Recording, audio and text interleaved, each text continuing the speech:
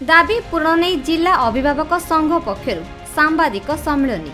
शिक्षा अधिकार आईन अधीन विभिन्न बेसरकारी विद्यालय रे पाठ पढ़ुथिबा छात्र छात्री मानक प्रति घोर अन्याय होइथिबा अभियोग करिछि जिला अभिभावक संघ।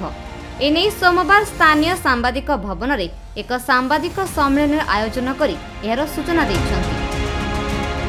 दलित वंचित और अर्थनैतिक स्तर में अनाग्रसर वर्गर छात्र छात्री मानकु घरोई विद्यालय रे नाम लेखाइबा पई 25% स्थान संरक्षण व्यवस्था कर घरोई शिक्षानुष्ठान मानकरे खोलाखोली भावे यार उल्लंघन कर अभियोग करिसेंति। केवल मागणा शिक्षा पई एडमिशन करिबा परे सेमानंकु पाठ्य पुस्तक पोशाक स्कूल बैग जोता और मध्याह्न भोजन मागणा रे प्रदान करा जाउ नाही। एने जिला शिक्षा अधिकारी जिला मंगल अधिकारी एपरिकी जिलापालଙ୍କୁ भेटी जणाइथिले सुधा कौनसी पदक्षेप ग्रहण करा जाई नहीं। सांबादिक सम्मेलन माध्यम सरकारଙ୍କୁ तुरंत एहार समाधान करने दाबी जणाइछन्ति जिला अभिभावक संघ। राज्य में बीजेपी सरकार क्षमता को आसीबा परे समस्त अव्यवस्था होई पड़ी रहिथिबा कार्य को समाधान करा जाउछि।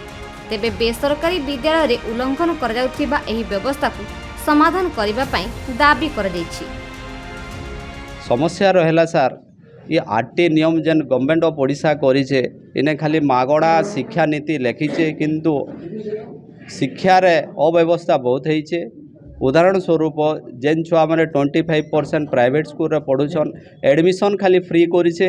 स्कूल रो यूनिफॉर्म बुक्स आउ मध्याह्न भोजन अन्यान्य आनुषंगिक व्यवस्था सबू प्रकार रे ठप अच्छे जेनटा कि आम गवर्नमेंट ऑफ ओडिशा के डिमांड करूँ जे आरटीए एक्ट रे मागणा शिक्षा नीति रो सेने कौनसी प्रकार पैसा पतर डिमांड नहीं रो जेनता कि गरीब छुआटे स्कूल यूनिफॉर्म बुक्स किणिकर पाठ पढ़वा।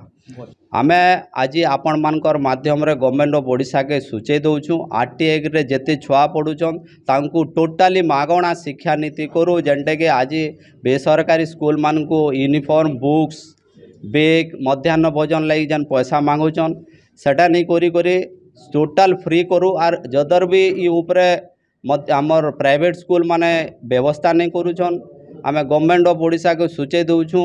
बलांगीर कलेक्टर माध्यम रे आमे कहूँ जे आगामी दिन रे 15 दिन मध्य जदर भी आमर डिमांड उपरे कर्णपात नहीं कले गवर्नमेंट 15 दिन पर आमे संगठन तरफ अभिभावक छुआ माने जेते छात्र माने समस्ते कलेक्टर आगे धर्मघट कर।